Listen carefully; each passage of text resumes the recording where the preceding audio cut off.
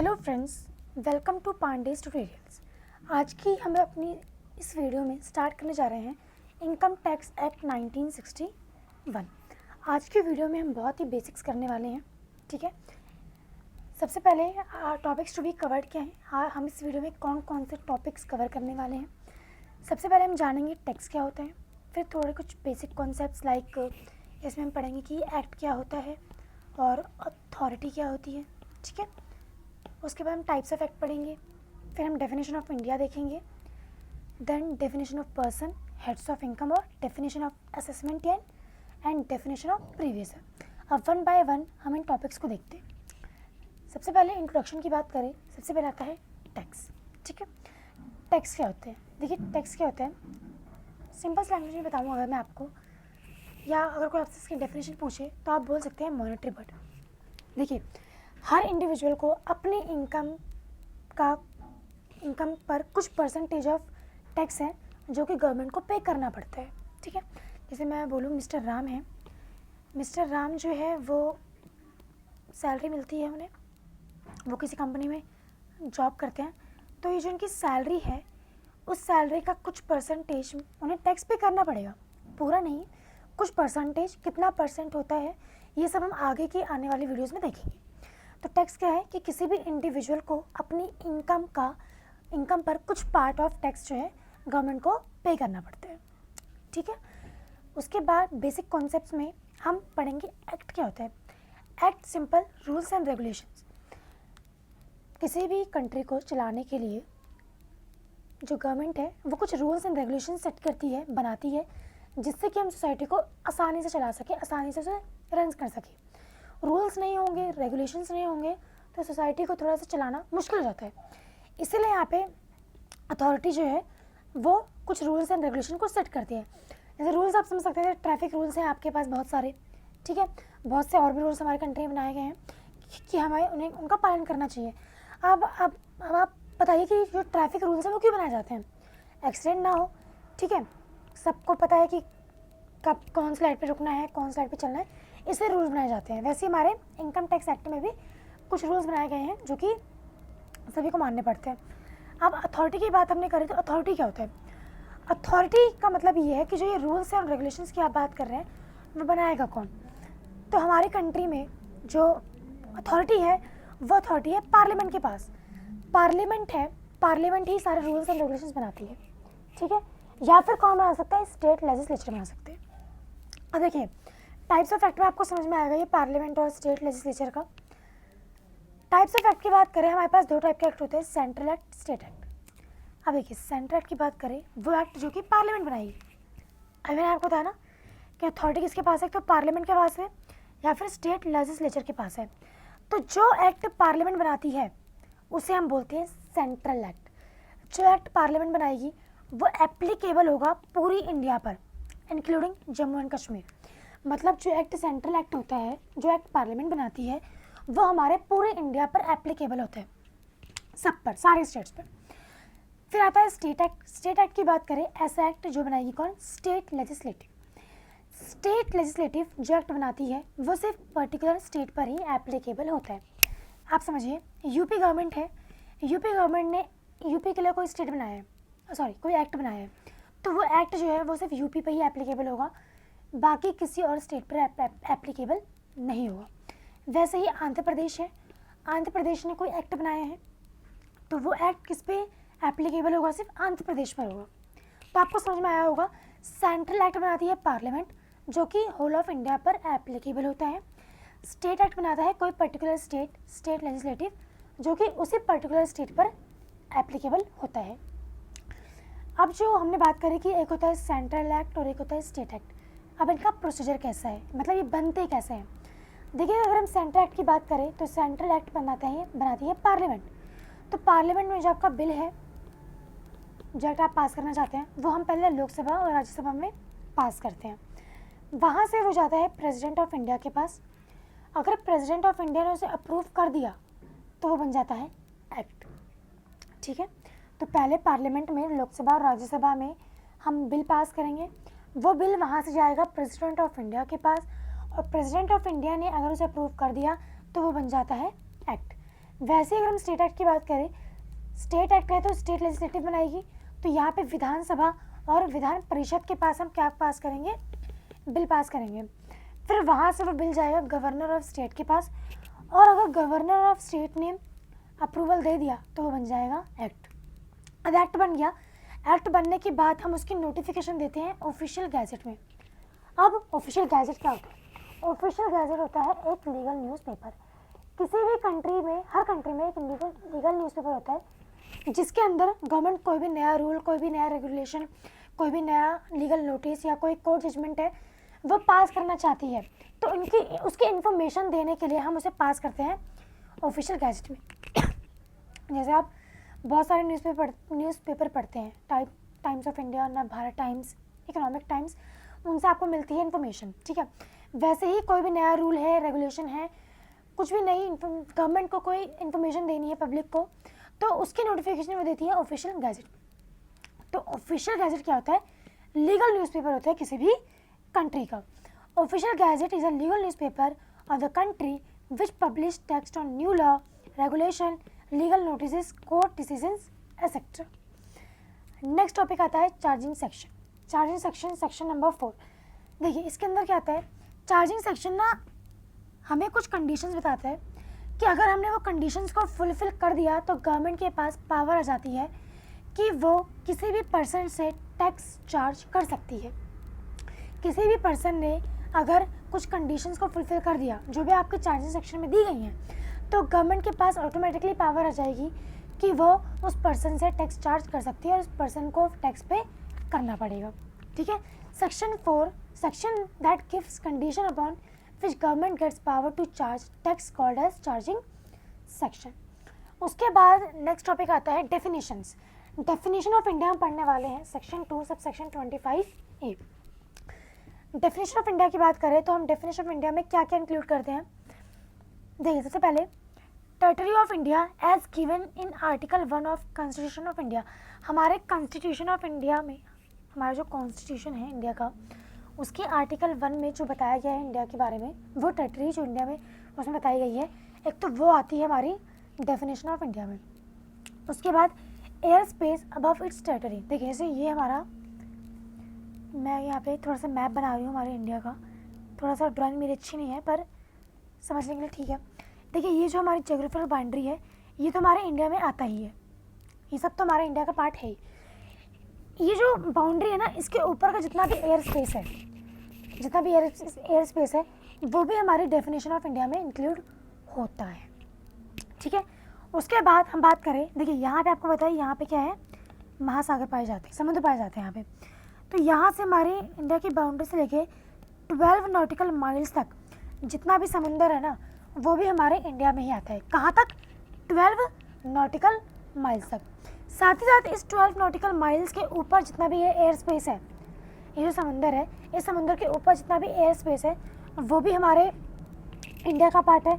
साथ ही साथ इस समुंदर के अंदर जो भी चीज़ें पाई जाती हैं, सी बेड, सब सॉइल, कंटिनेंटल शेल्फ वगैरह, वो सारे ही हमारे इंडिया में की डेफिनेशन में आता है। साथ साथ एक्सक्लूसिव इकोनॉमिक जोन्स हो गया या अदर मैरिटाइम जोन्स हो गए, वो भी हमारे डेफिनेशन ऑफ इंडिया में आता है, ठीक है। नेक्स्ट टॉपिक आता है डेफिनेशन ऑफ पर्सन। देखिए पर्सन अगर हम समझे नॉर्मल लैंग्वेज में, जैसे आप और मैं, हम पर्सन हैं, पर हमारे इनकम टैक्स एक्ट 1961 में जो पर्सन है ना, वो बताए गए हैं 7 टाइप्स के। सबसे पहला आता है इंडिविजुअल। इंडिविजुअल आप समझते हैं जैसे आप और मैं, कोई भी नेचुरल पर्सन हो गया, कोई भी मेजर माइनर हो गया, कोई डेड इंडिविजुअल, कोई मेल फीमेल कोई भी हो, कोई लुनेटिक है, कोई स्टूपिड है, पागल है, और कोई सोल प्रोप्राइटर बिजनेस है, ऐसा बिजनेस जो कोई एक ही चला रहा है, वो हमारे इंडिविजुअल में आता है। ये पर्सन की फर्स्ट कैटेगरी है। नेक्स्ट आता है Hindu undivided family. Hindu undivided family आप जानते ही होंगे, HUF, जो फैमिली बिजनेस होते हैं जिनका कॉमन सोर्स ऑफ इनकम है, जैसे राम एंड सन्स हो गए, सोहन एंड सन्स हो गए, जिनका फैमिली बिजनेस है, सब उसी फैमिली बिजनेस में काम कर रहे हैं, वो हमारा हिंदू अनडिवाइडेड फैमिली होता है। इनकम टैक्स एक्ट 1961 में जो ये HUF है, वो हम क्रिएट कर सकते हैं 4 रिलीजन में। कौन सा? हिंदू, सिख, जैन और बुद्ध।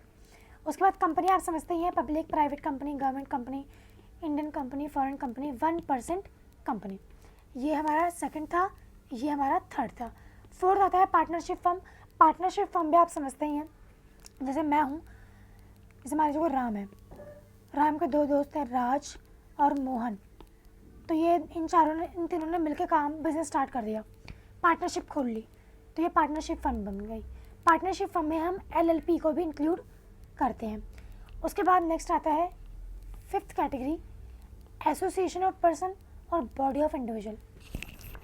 एसोसिएशन ऑफ पर्सन की बात करें, जहाँ पे ग्रुप मोर देन 1 पर्सन, जहाँ पे एक से ज़्यादा पर्सन इंक्लूड है।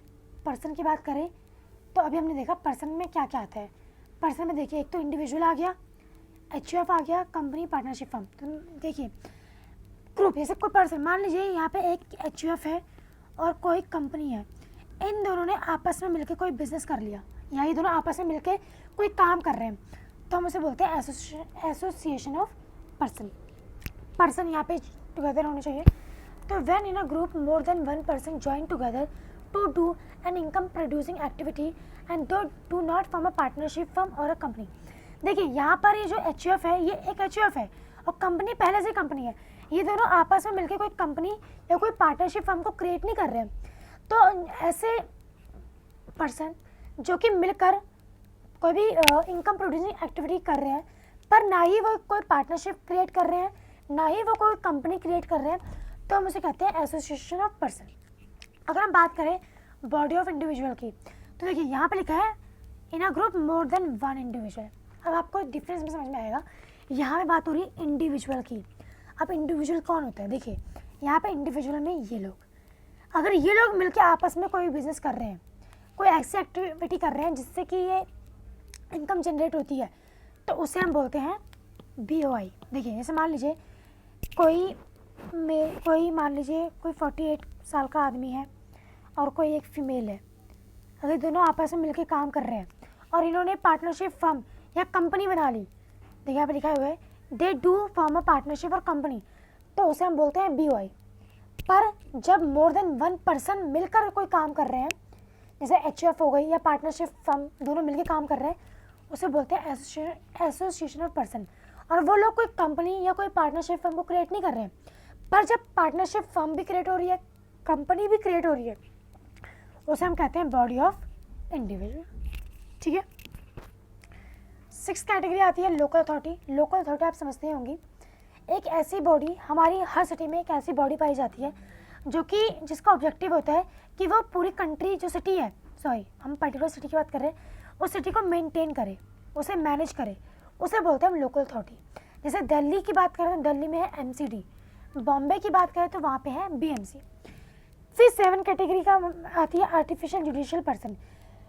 6 हमने कैटेगरी पढ़ी, उन 6 में जो लोग नहीं आ पाए, ठीक है, वो सारे आते हैं हमारे आर्टिफिशियल जुडिशियल पर्सन में। जैसे political party, charitable trust, courts, universities, आप यहाँ पे स्कूल्स भी ले सकते हो, ये सारे आते हैं हमारी आर्टिफिशियल जुडिशियल पर्सन में। नेक्स्ट आता है हेड्स ऑफ इनकम।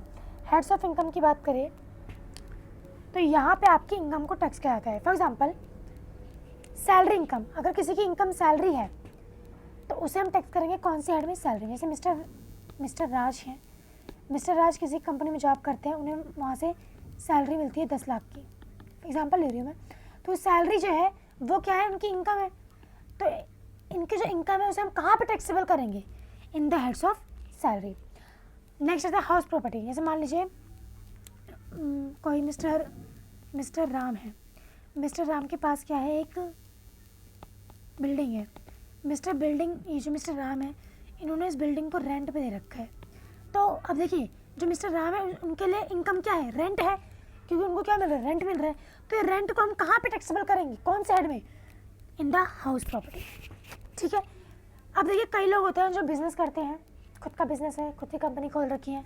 कुछ लोग प्रोफेशन करते हैं, डॉक्टर हो गए, लॉयर हो गया, तो उनकी जो इनकम है उसे हम कहाँ पे टैक्सेबल करेंगे? In the heads of business and profession में। नेक्स्ट आता है कैपिटल गेन। जैसे मान लीजिए कोई भी आपके पास कैपिटल एसेट है, जैसे मान लीजिए आपने कोई बिल्डिंग है, बिल्डिंग क्या होती है? कैपिटल एसेट होती है। आपने इसे ट्रांसफ़र करा, ट्रांसफ़र करके आपको इस पर प्रॉफिट मिला आपको, तो ये जो प्रॉफिट है आपका, इसे हम कहाँ पे टैक्सेबल करेंगे? In the heads of capital gain.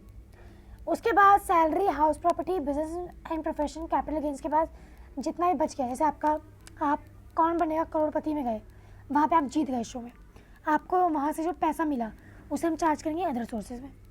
आपने कोई लॉटरी की टिकट ली थी, आप जीत गए, आप कहाँ चार्ज करोगे? अदर सोर्सेज में।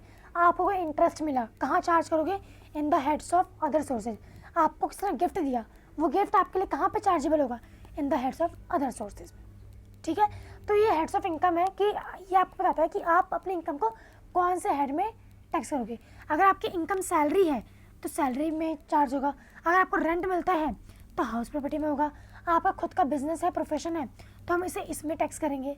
आप कोई कैपिटल एसेट को ट्रांसफ़र करते हो और अगर आपको उसमें प्रॉफिट जनरेट हो रहा है तो आप उसे करोगे कैपिटल गेन में। उसके सिवा कुछ भी बच गया, जैसे डिविडेंड भी आ जाएगा, इसमें डिविडेंड ले लो, आप इंटरेस्ट ले लो, गिफ्ट ले लो, ये सारा इसके अंदर आ जाएगा।